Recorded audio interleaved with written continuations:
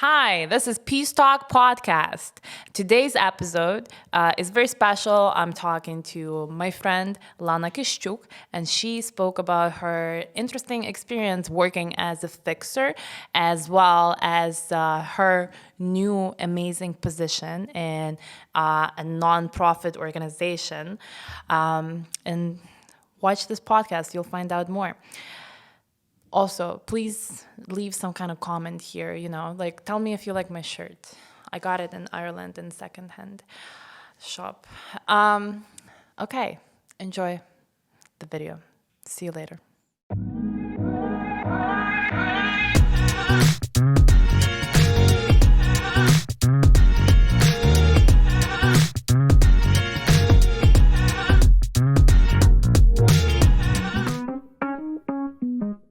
Hi, everyone. Welcome back to Peace Talk Podcast. I'm here. My name is Anastasia Sil. You might remember me from a few previous episodes. And my guest today is Lana Kyshchuk. Yeah. Hi, everyone. Lana has very interesting experience, so I invited her here to talk about, mainly two things. I'm interested to hear more about her experience as a fixer. Mm-hmm. So that's a very interesting profession. And also now you're involved in a big volunteer organization. Yeah. I know Lana's been volunteering since day one of full-scale war. I remember you were volunteering at the railway station and helping out with the buses, with the evacuations. Can you tell us more about that? Fixer, I wouldn't call it a profession though, the fixer. No? I became a fixer just because I wanted to help, and at some point, international reporters contacted me saying, hey, Lana, we know you from someone recommended you. Could you help us with covering the situation in Ukraine? And it wasn't planned for me to get paid or anything like that. I was like, oh, that's cool. I would love to help to cover the situation that everyone knows what's happening. You remember in the beginning, we were screaming from every single channel about the war and the situation here on the ground and everything that was happening. I started.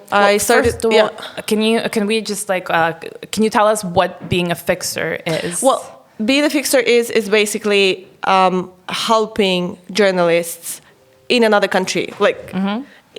When it's your own country and you know everything about this country, you know where to find what, all the things about your own country. The international reporters come here. Obviously, they don't know anyone. They don't know the roads. They don't know where to go. They don't know anything.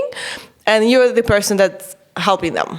Basically, find stories, find where to go, find the roads, go somewhere closer to war zone, find the safe way. I remember you were on the phone a lot. You were making all the phone calls for them and reading maps and road signs, right?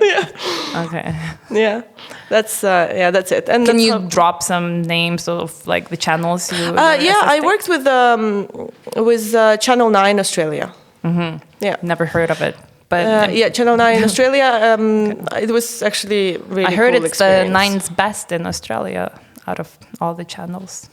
Yeah. Okay. It's the biggest holding, I think. I don't know. I didn't care. As long as Australia knew what's happening in Ukraine, I was happy about it, Yeah. Great. So, and then you started volunteering, and that grew into basically a career for you now? As I understand, actually, it's a full-time job now. Yeah, it is a full-time job. I started volunteering from the second day of the war, because the first day I was in quite a bit of shock, I think, as everyone. But the second day, I was sitting with my mom at home, and I was like, Mom, we got to do something. We can't sit. And the first thing that came to our mind, because we live next to the train station, and I was like, Mom, let's cook something and just bring to the train station, because the train station in Lviv was just horrible, and everything was happening there. 1 million people every day. It was horrible. So we just were cooking, bringing it to the train station, and coming back home, cooking, bringing it to the train station, basically feeding people, refugees that were arriving non-stop. Every 10 minutes, 20 minutes, there was a train from somewhere. So in Lviv, the station in Lviv became sort of a transitional station. Yeah. So a lot of people were fleeing from the east, stopping in Lviv, and then from Lviv they would take a train to either Poland or other countries or settle in Lviv, Yeah. That's what I was doing in the beginning, just helping with everything we could. And then I just started meeting other volunteers, international agencies that were starting to set up their hubs in the train station. And that's how I met other Australians, actually. A very cool Australian guy who wanted to help with anything he could. And he raised actually quite a bit of money, and we started doing evacuations from the east together with him. So basically, I was the Ukrainian kind of speaker who could do all the networking and call everyone. And he was the kind of doing the fundraising and helping me with that.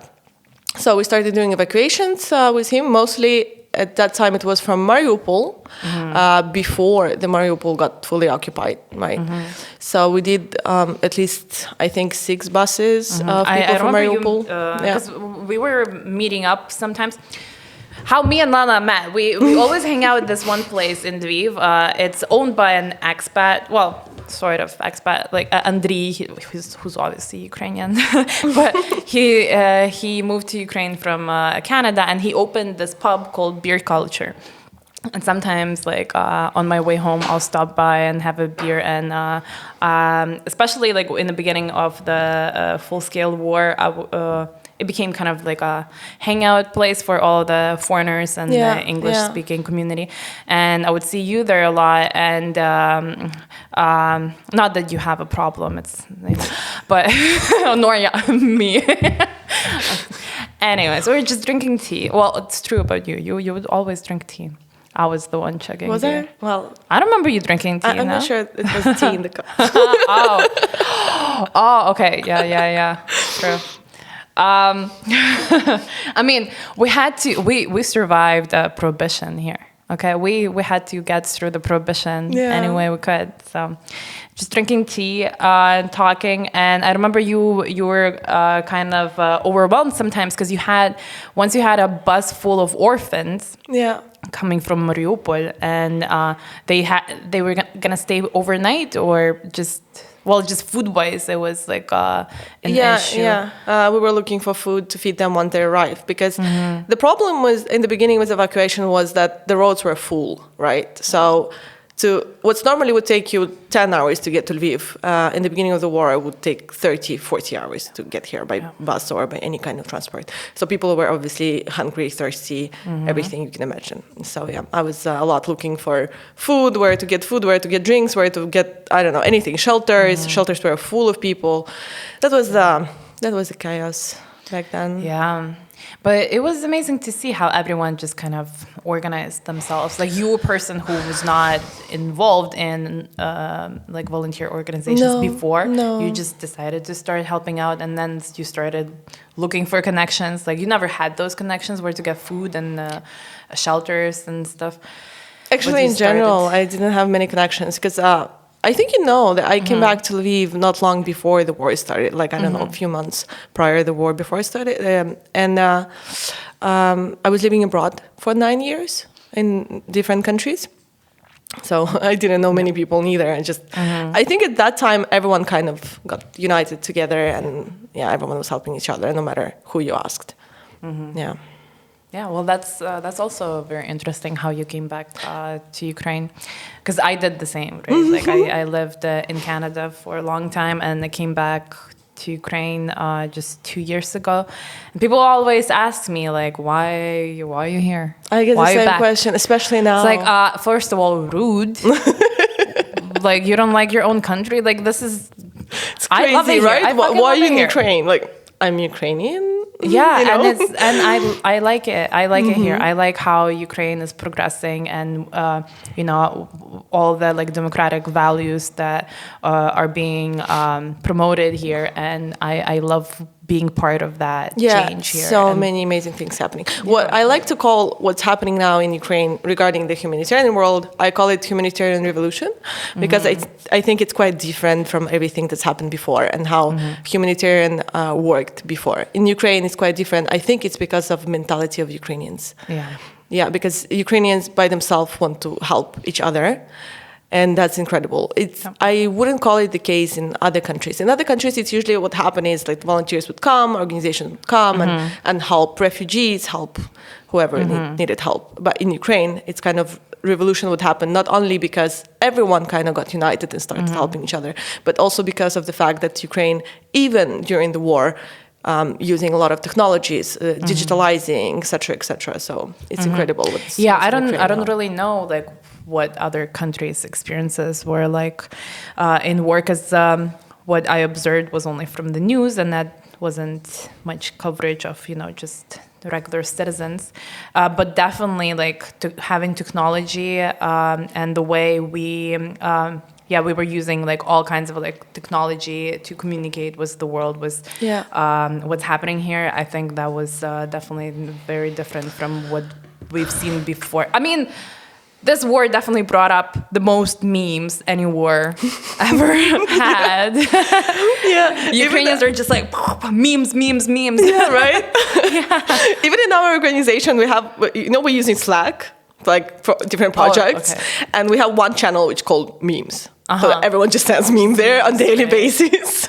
And like humor is very important to get through, like these tough times, of like course. Just day to day, like week to week, month to month. You have to have that kind of like outlet. Yeah, that's for sure. Release emotions. That's for sure. Otherwise, that would be really sad. Yeah. No, it's been 10 months of war now, right? Yeah, 10 months of war. It's tough.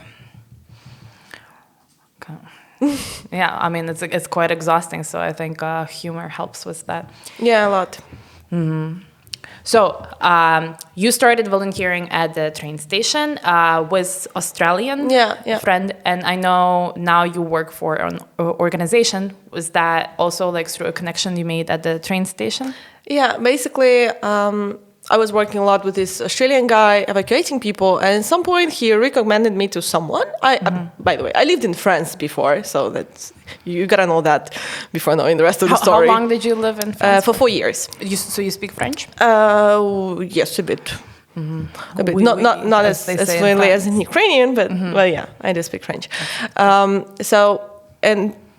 One French-based, I would say not French-based, but like an organization that was founded by a French guy was looking for people in Ukraine because he wanted to move to Ukraine for his operations. He was doing everything in Poland before, helping refugees in Poland and bringing humanitarian aid to Ukraine. He was based in Poland, but then he was like, I gotta go to Ukraine. How recently did he start his? He started from day one. He started from day one. That guy. He was helping Ukrainian refugees in Poland. Yeah, because he was in Ukraine when the war started. And so he started from day one helping Ukraine. And then at some point he decided to move to Ukraine and establish a foundation inside Ukraine. Honestly, like now I'm thinking about it, every single person I know started volunteering and doing something, and expats, all the expats that I knew that remained in Ukraine, they also started like doing something because they want to be part of this. I think what's happening is amazing, and the feeling between people and how everyone kind of tries to help each other, they want to be a part of it. Of course. And well, they can help more because they can communicate with their family and friends in different countries.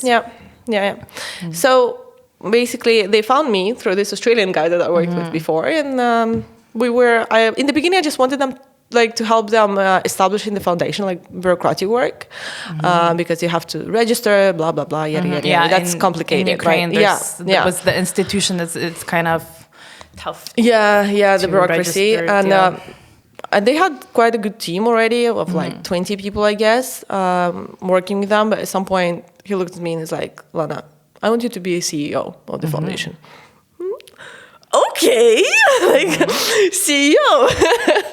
So that's how I became a CEO of his foundation. And congratulations. Cheers to that. CEO at 26. So that's how I started working with them. And a couple of months, everything went from 0 to 100. And now we help in between 150,000 to 250,000 people on a monthly basis. Wow. So what kind of help do you provide? Is it like regular help or is it it's regular help, yeah. Okay. We basically a cooperating partner, implementing partner of WFP in Ukraine. So we deliver food to 5 regions near the front line. Wow, okay. Yeah. Oh, we're doing all the logistic. We have logistic hubs, warehouses, transportation, all of that. So we're doing all of that. This is an organization that started with one guy. Yeah. And now, how many people are working in office? We have around 90 people working inside. 90.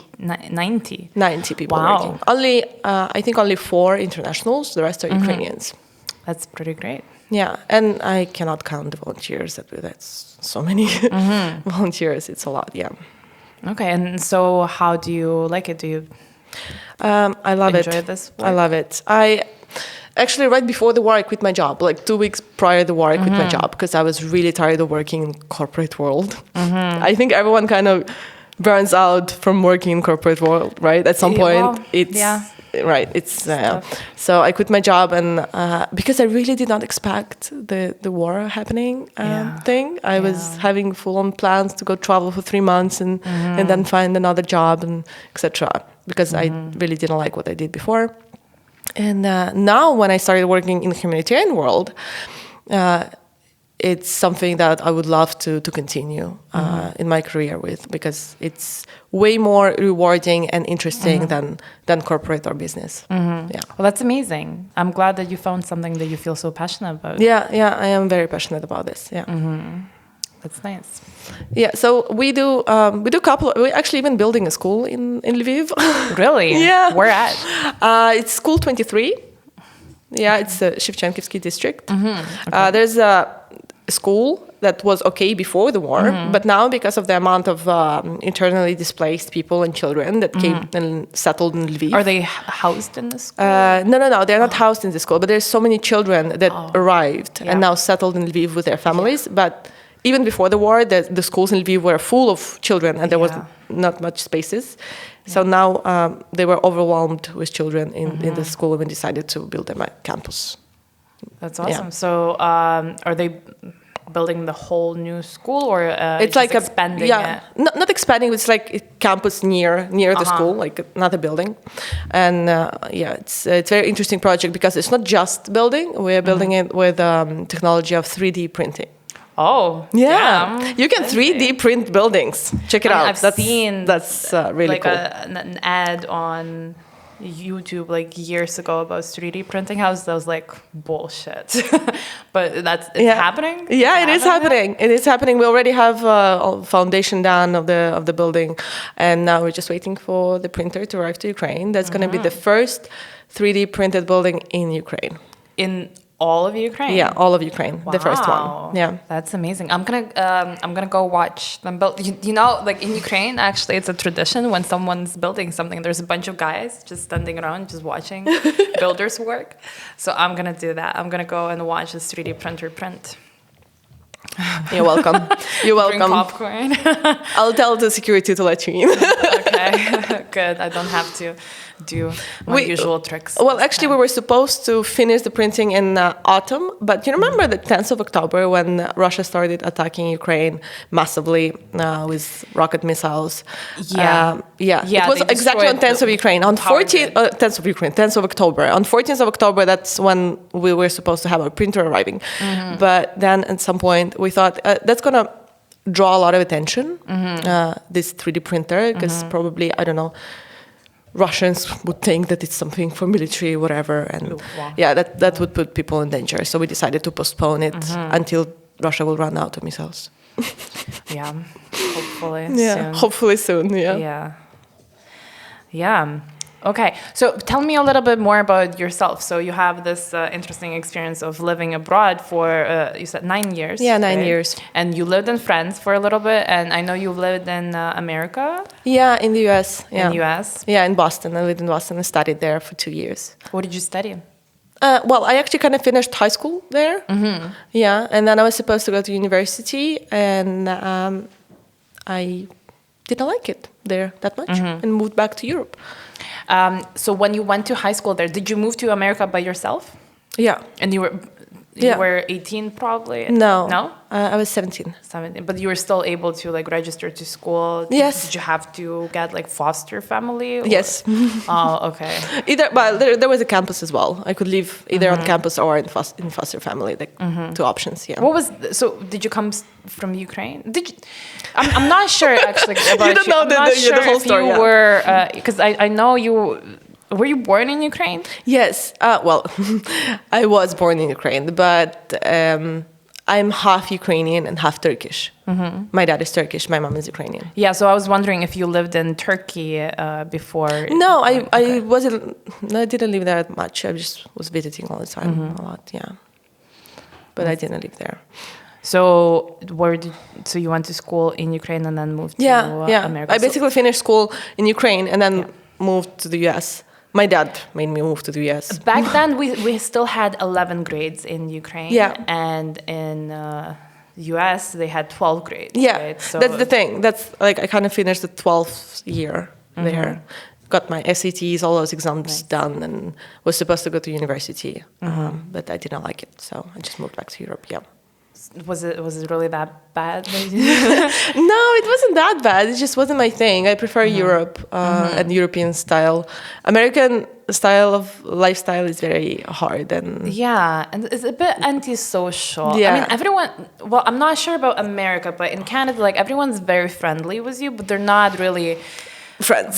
Yeah, they're not friends. They're not very like honest with you. So they'll be just like friendly, but there's a distance, you know. And in Europe and more so in Ukraine, everyone is much more like familiar with each other, which is not great sometimes. Sometimes they will tell you too much.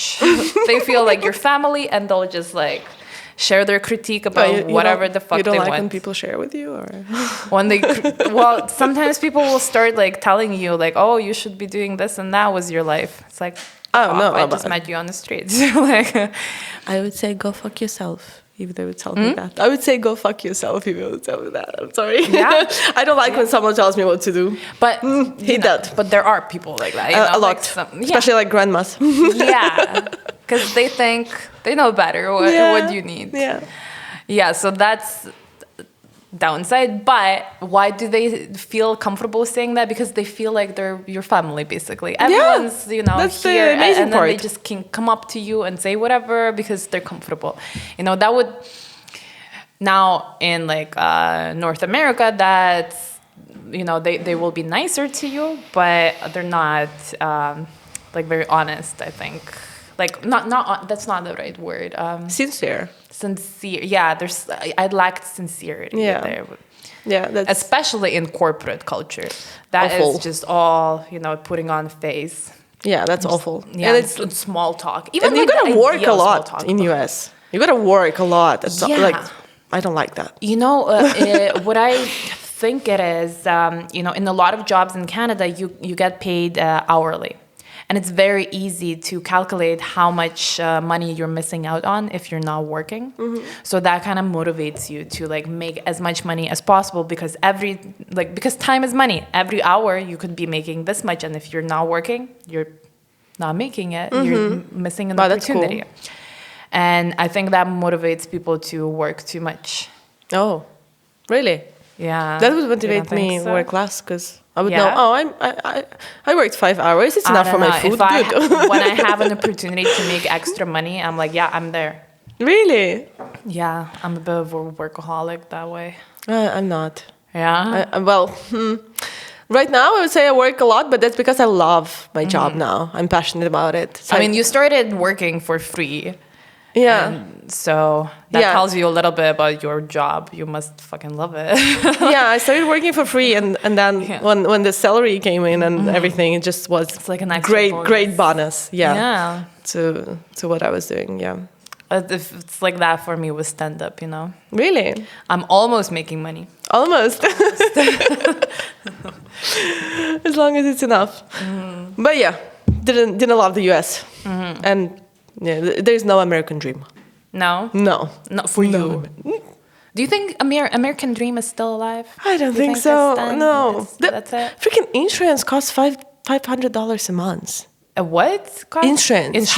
Health insurance. $500 a month. If you're making $2,000, you have to pay $500 for your insurance. Yeah. What you gonna do? Yeah. That's why I didn't like it. Yeah, that's very pricey. That's more than I pay in rent in Ukraine. You see? And I don't need to pay. And it was back then in 2014. It was in 2014. Yeah. Not now. I'm not even sure how much it costs now. Yeah. Yeah, for me, like in Canada, big minus is definitely the expenses. It's very expensive to live there. All the like real estate is just like crazy amounts of rent that you have to pay. And I would love to go to Canada though. well, Canada is huge. There's so much to see, and it's very different. So definitely Toronto is. I've like, been the to best Toronto, city on the but what I mean is to go live there for a while. Yeah. I've been to Toronto as a tourist. When I lived in the US, I went to Toronto for like a couple of days. But to live, I would love to try living in Canada, in Vancouver. Vancouver. Yeah, too. that's like my dream destination. Okay. Yeah, Interesting. I don't know why. I just like saw a lot of travel videos on YouTube about They it, and I was like, have "Oh, that's an amazing beautiful place." nature there. Yeah. So I hope one day you'll get to live out your dream. Hopefully, maybe one day you will take me with you to Canada. I mean, sure. If you buy us tickets, I'm poor. But I love Toronto, yeah. For me, I love living downtown Toronto. Like, I don't like living in suburbs. I like being, like, anywhere I live. It's also, like, now that I live in Lviv, I want to be in the center. When I lived in Kyiv, I wanted to be, like, closer to where Everything happening. people are. Yeah. You're social? People You're a are. social person? No, but That's I fine. just like to know that people are around. Ah, okay. I'm just So you're an like antisocial, insecure person. Antisocial insecure person, that's nice. Yeah, and living downtown Toronto was pretty great. But as I said, it's very pricey. It's the closer that's like the center where like it's very expensive to live there. And then like outside, like all of my friends in Canada who I went to school was in Toronto. Now they're living in like smaller towns around, like almost like rural. It's not even like suburban. It's like rural area. They all have cars. They all have important jobs and houses. And I don't fit in anymore. No one wants to party like it's 1999. Oh, when I was That's 6 weird, years right? old. Like it's now. Now most of our friends are like either married, having kids, engaged, or something. Ew, and stop it. I am there like I don't even know what I'm gonna do tomorrow, guys. Right. What the hell? But don't you love it? I love it. I love it. I love it. I wouldn't exchange it for. I don't know where I'm what gonna wake days up tomorrow. Well, probably my bed, but maybe not. Maybe it'll be the kitchen floor. The kitchen floor. Oh, okay, that's a good plan, though. Well, we have a party tonight with my colleagues, so who yeah, knows where I will be tomorrow. You have the corporate event, Yeah. the Secret Santa. So Well, corporate. I wouldn't call it corporate since we are like charity fund. Wouldn't call it corporate, but like little party at the end of the year. right in Ukrainian it's like corporative. Yeah, so yeah. I don't know what to call That's it in why, English. Office party. Office party. I think that's Office what party. It's called. Yeah. Yeah, everyone is Christmas super party, excited. right? Basically. We had a Or Christmas New party on Saturday. Well, you just party all the time. Yeah, no, Is this one is that just what to you get do? drunk.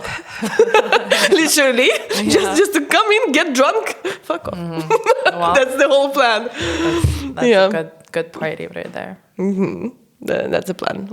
We love drinking in our foundation. Yeah. I'm not sure it's because like there's a lot of work or we're just alcoholics, but Well, in Ukraine, there's culture of drinking like casually, and it's not as looked down upon as it is in not just Ukraine, actually Europe. it's Europe is just- that's how you socialize, I think.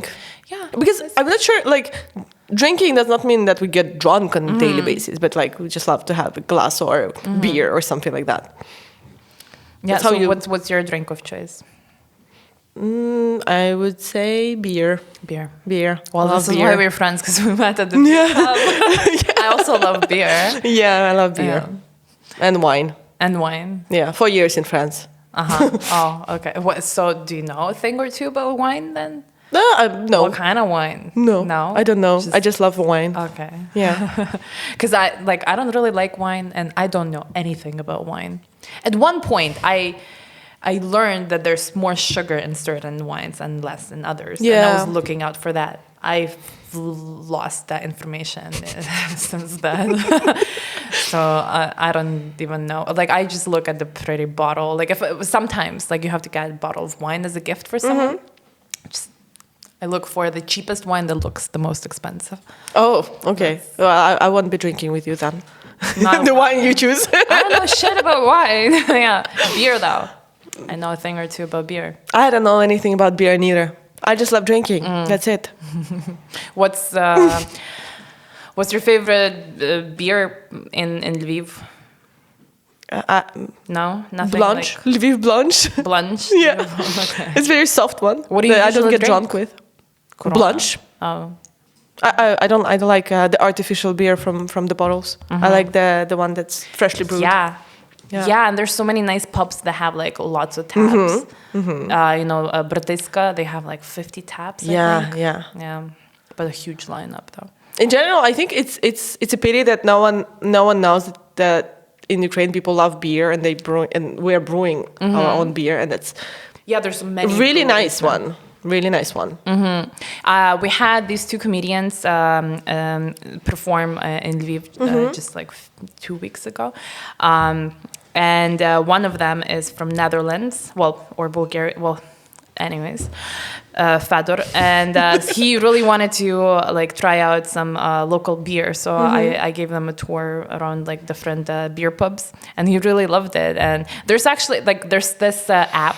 I think it's called On Tap, and it shows you all the locations was like the best IPA and brewery, like locally brewed beer. I gotta find this app. Yeah. Yeah. That would be a good idea. That could be like a fun quest to do. Yeah, like beer hopping. We should do that. Yeah. When are you off at work? Pretty much never, but Okay.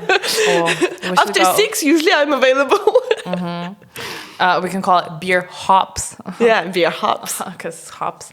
Yeah. Yeah. Genius. We're copywriting it, so don't even try. Yeah. Yeah. So All right. Well, we talked about beer. We talked about your time in US. So after US, you moved to Europe. I moved to France. France. Yeah, I And moved to France. did you end up going to university? Yeah, I ended up going to university in France and then moving to Spain and finishing university in Spain. I basically like moved my credits to Spain. Yeah.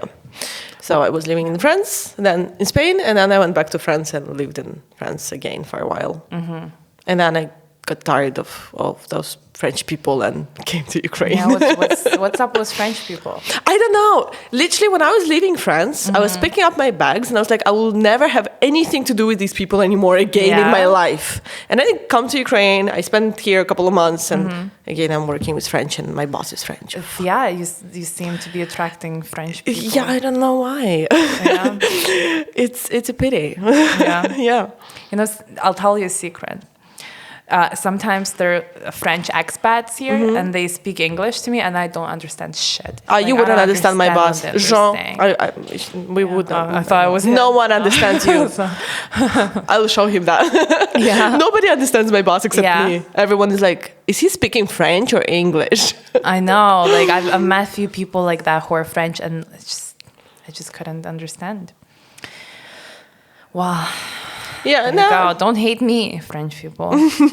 Just work on something. I don't know. But in Canada, there's a lot of people who speak French. Yeah. Well, the thing is, my ex-boyfriend was francophone, so maybe That's why Maybe that's- you're allergic to French language. little bit. I am as well. yeah. Oh, right. Your ex was French too, so there we go. We have so much in common. I'll just drink some water. So much in common. Yeah.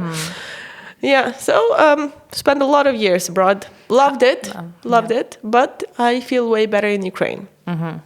And I decided to not leave when the war started. Even though, all of my friends actually living abroad in different countries, and every single one of them was like, Lana, I'm right now hopping on the car, I'm picking you up at the border on the first day of war. I'm like, guys, chill.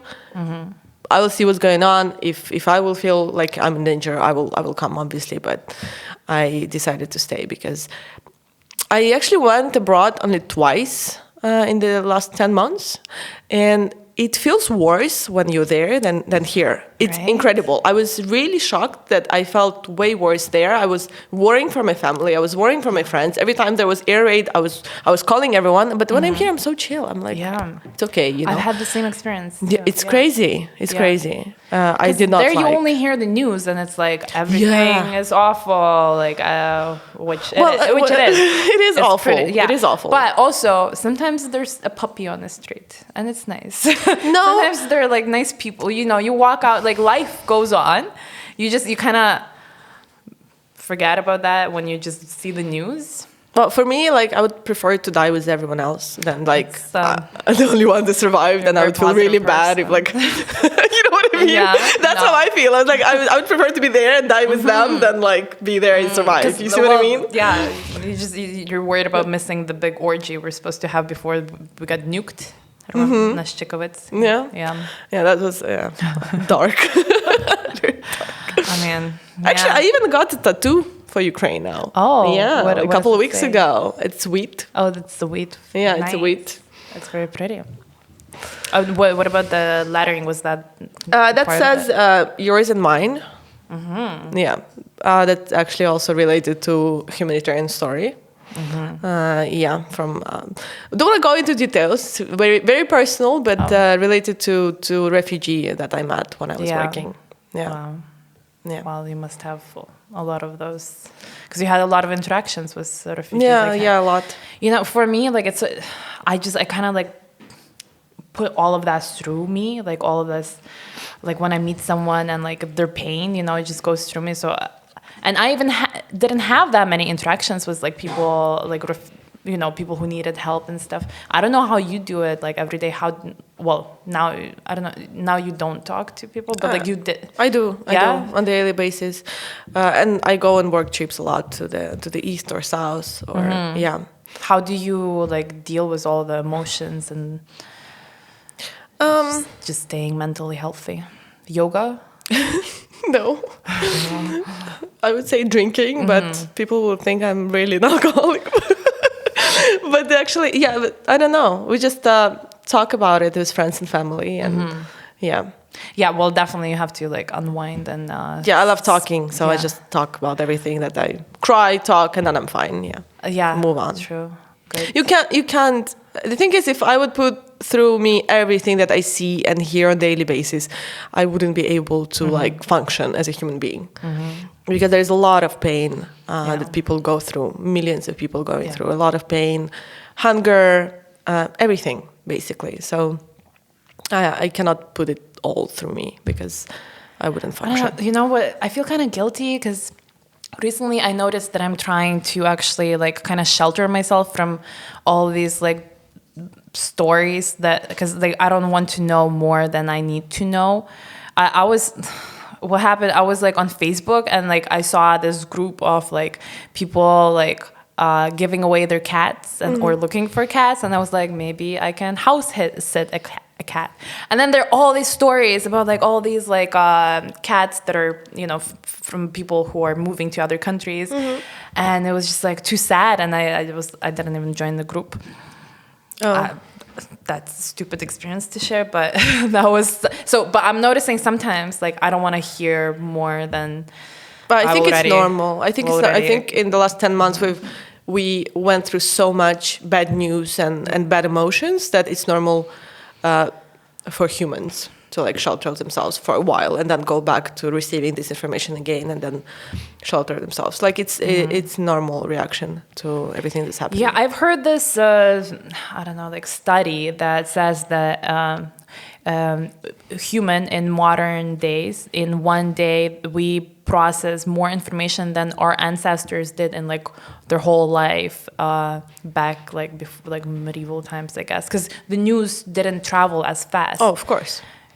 2 years later, you'd be like, so did that messenger arrive? Did we win the war or not? Yeah. But now we got like so much news every single day, and especially in war, all the news is just like so harsh, and especially like these days have been really tough for everyone, I think.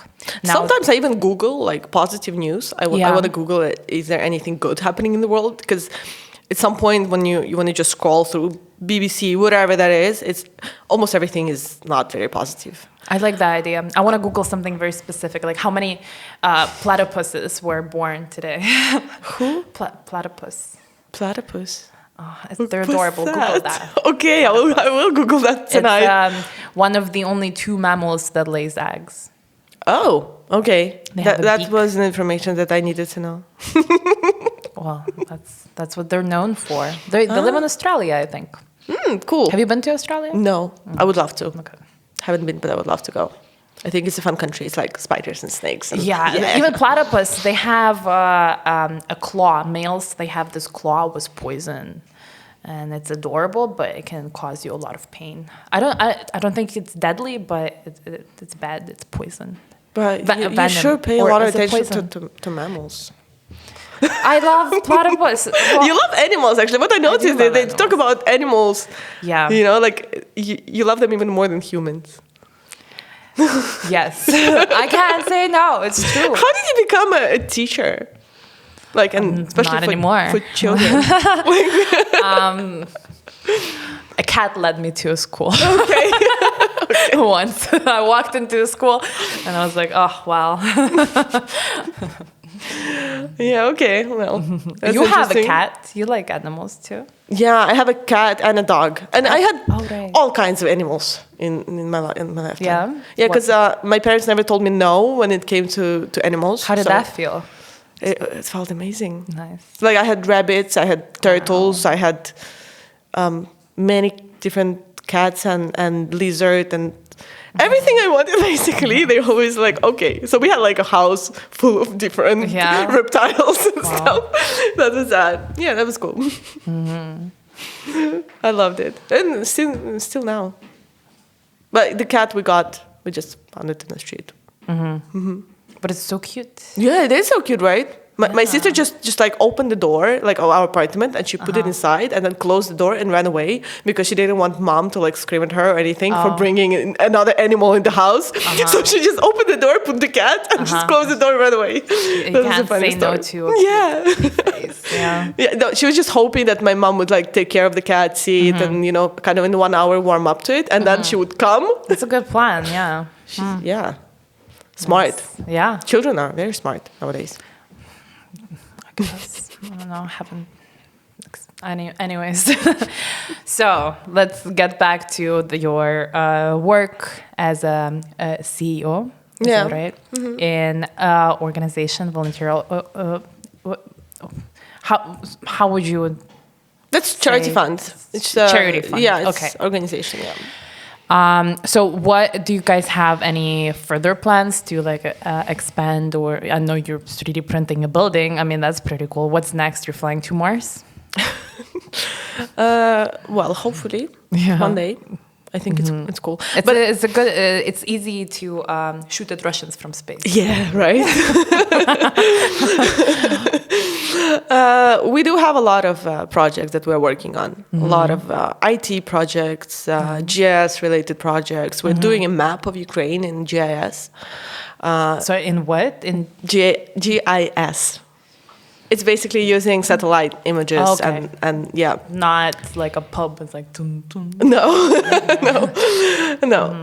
We have a lot of projects that we are looking forward to, and of course continuing distributing food and hygiene products to IDPs and people in need near the front line. Is there anything you need, like help of volunteers or like I don't know, positions in your company maybe that you or some sort of help? At the moment, I think we're full. Well, what advice would you give to people who want to help Ukraine? Maybe they're in Ukraine, maybe they're abroad. Like, how can they help right now? Well, I don't like. I wouldn't say I don't like. It's a harsh word because I'm thankful for everyone who tried to help Ukraine and comes here, but I would definitely prefer when people join organizations and help by request and like help particular people because sometimes people come in Ukraine and they don't know what they're doing and where they're going and they're lost and they think that it's apocalypse here and I don't know, they act super funny to me. And I think that people who want to help Ukraine, you can either donate to whatever you want. It's either army or help civilians or anything. Or if you want to help, just join some very cool, trustworthy organization and volunteer with them. Yeah. Yeah, that's a good advice. True about some foreigners deciding to come to Ukraine and they don't really. Yeah, no plan. They don't have a plan. They don't have I've a plan. seen those messages in expat groups. It's crazy. And they're like, what can I do? Where can I sleep? And it's like, okay, well, I mean, we kind of need to use all the available places for our own internally displaced people. Yeah. And like, if you don't have real helpful skills, I don't know what you're going to do here. It's just crazy. Remain where you can make the most money and just like donate part of that money to a trustful organization or like a person that you know, and like sometimes pretty much everyone like knows someone who's on the front line and someone needs some help like providing different equipment, and you know winter is tough, like they need a lot of things to keep them warm. So, yeah. And I also would recommend for volunteers that come in Ukraine to be safe and to not do anything crazy, because what I noticed a lot, that also people like go to the front lines, trying to help on the front line where the shelling is, where, you know, the active war zone, etc. Because I don't know why. But when you're not organized and when you're not working for a particular foundation which knows what is safe, what's not safe, then they get in troubles, and other people have to go and save them or help them, or you know, I don't like that, because it puts in danger our army, it puts in danger other civilians, it puts in danger the people who are trying to help these people. Like in general, like be safe and don't do anything crazy. That's a good point. It's a war zone, guys. Okay. Like. You have great advice. Even though we're in Lviv and it's quite safe, relatively safe here, even though there's no safe place in Ukraine for sure, relatively safe in comparison to other regions more on the east and south, but still, you got to be organized. It's a war zone. You have to understand where you're going, what you're going to do, where you're going to sleep, etc. Yeah. Unless you're a comedian, contact me. We'll organize everything for you if you want to perform in stand-up battle club. Anyways, well, you give such great advice. Do you have one more? No, you're just full of wisdom. Not at the moment. Perhaps 10 months. Yeah, it's been long 10 months. I don't know. I feel a bit exhausted, but like trying to, you know, look for something to get more strength out. Where do you find your motivation and inspiration? I don't know these days anymore. You don't know? Just I've always found my motivation from my lifestyle. I just fucking love my life here. I love my apartment in Lviv. I love everything around. I love the city, everything how it is, and that's my motivation. Like I wanted to stay like this. I want to be able to just like chill at home, if like, you know, whenever I want to go out and hang out with my friends whenever I want to. So that's my motivation to pretty much anything, and especially to stop this fucking war, because I just love being in this, living in this country and creating in this country. And I hate Russia for trying to kill me. Yeah. I also find motivation in my lifestyle here in Ukraine. I think I found a right balance between war and fun. You know what I mean? It's like we all try to have some kind of normal life here. Yeah. Because obviously we cannot be all the time in our mind in the war. But I found the right balance in between helping whoever I can help, and then have some fun with friends, going out. Yeah.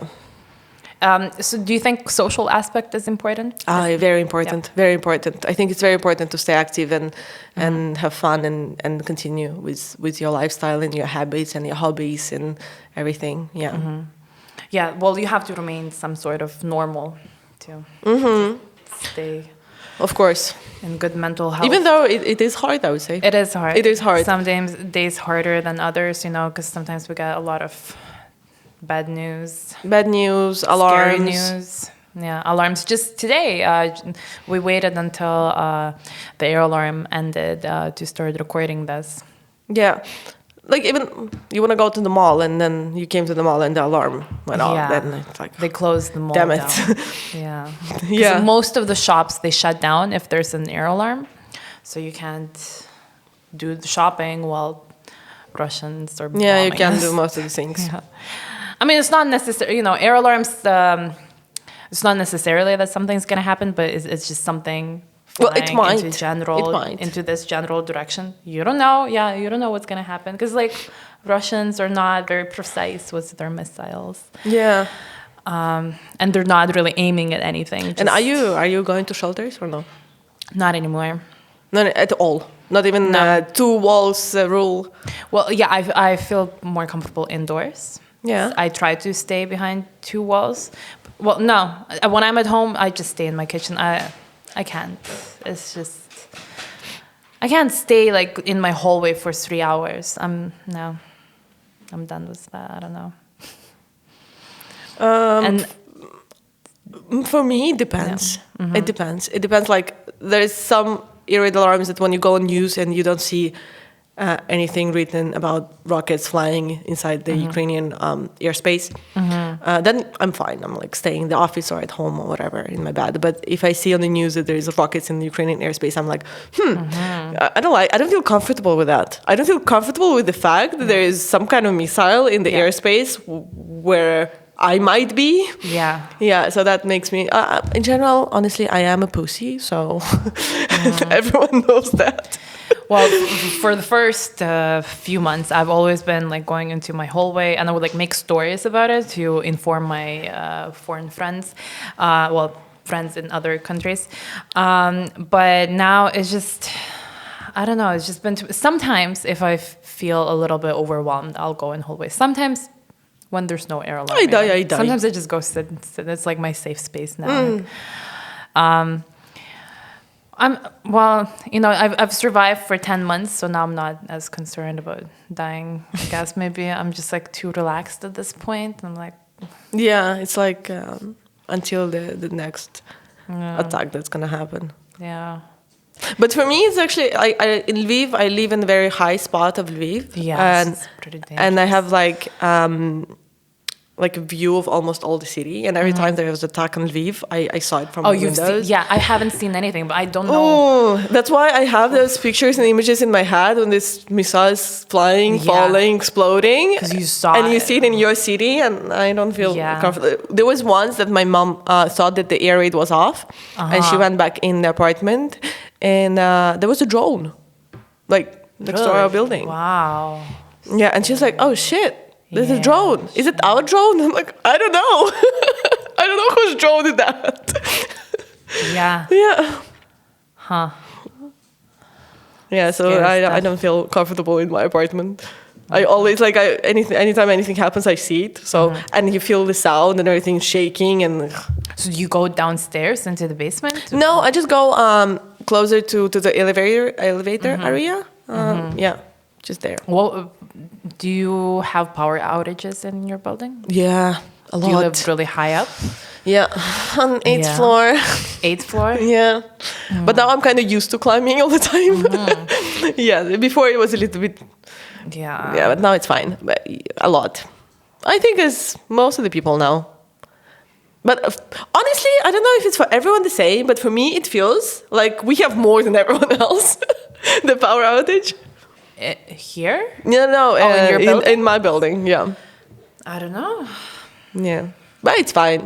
At some point, I went 3 days without the shower, and I told my colleagues that, guys, I don't care, but I'm gonna take shower at the office, and we have You have a shower in the office. So it's just Or just the place that you call a shower. Everyone else calls if you don't it want me every to day. smell. Or whatever. and I'm taking a shower in the office. Wow. But yeah, you kind of adjust to the situation that's happened here. You do what you gotta do. Yeah. Everyone's sitting at the computers. You walk out in your towel. Da, da, da. Why not? It's a war zone. No electricity. The girl gotta be clean. Yeah, true. I mean, it's better you take a shower in the office than you're stinking up the whole office. For sure. Good. I respect you for that. And I wish everyone in the office did the same thing. Yeah, you should. Yeah, sometimes you can be like, the shower. The shower is like right here. Like, it's right there. Yeah. Here, I bought you a bar of soap. I gotta try that. Try that. You have Secret Santa coming up. Yeah. So you can gift people Soap. Yeah, and be like, hint, hint. Use it. I'm not sure they will like it. But I got an interesting present for my Secret Santa. Oh, you already received your present? No. You're gifting yeah, it. Yeah. What is it? This is gonna be released like years since today. Not. It's something from a sex shop. I'm just kidding. I wanted to. Actually. We had at our office party, like there was a gift from sex shop, but it was not appreciated. Not for you. It wasn't. I didn't take part in Secret Santa. Okay. Yeah, no. Just gotta rely on these girls. I would love to receive something from sex shop. Those things are expensive. Yeah. Right? Yes. I would love to receive something from Yeah. Anyways, sorry. And you were saying, you bought something for someone. Yeah, I bought a gift for my colleague, which is a big glass with written on it. Like there's levels of alcohol you can put inside, and it's written like bad day, good day, like, don't ask, etc., etc. Big drinking culture in the office. Yeah, I don't even know. We're a humanitarian organization, but very big drinking culture. Well, we see too much. Well, it's a good way to unwind. Yeah, exactly. Way to unwind. It's healthier than other habits and more legal than other habits as well. More that legal? I do not support. Yeah. The ones that I never use. And we do not support alcoholism either. Yeah.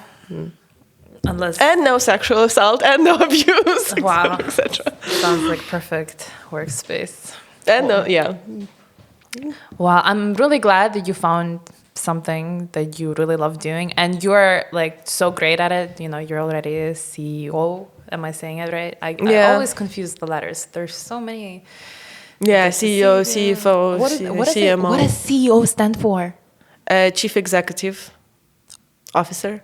Officer. Yeah, Chief Executive Officer. All right. Yeah. Now it's American now we know. style, I think. Yeah, it's capitalization. Yeah. Well, I'm very happy for you. Thank you. Yeah.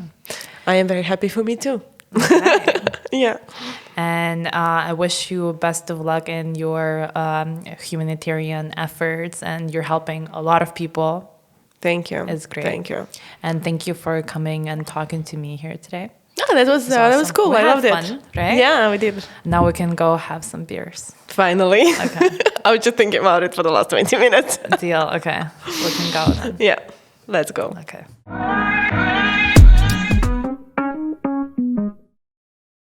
Hey, thank you for watching this episode of Peace Talk Podcast.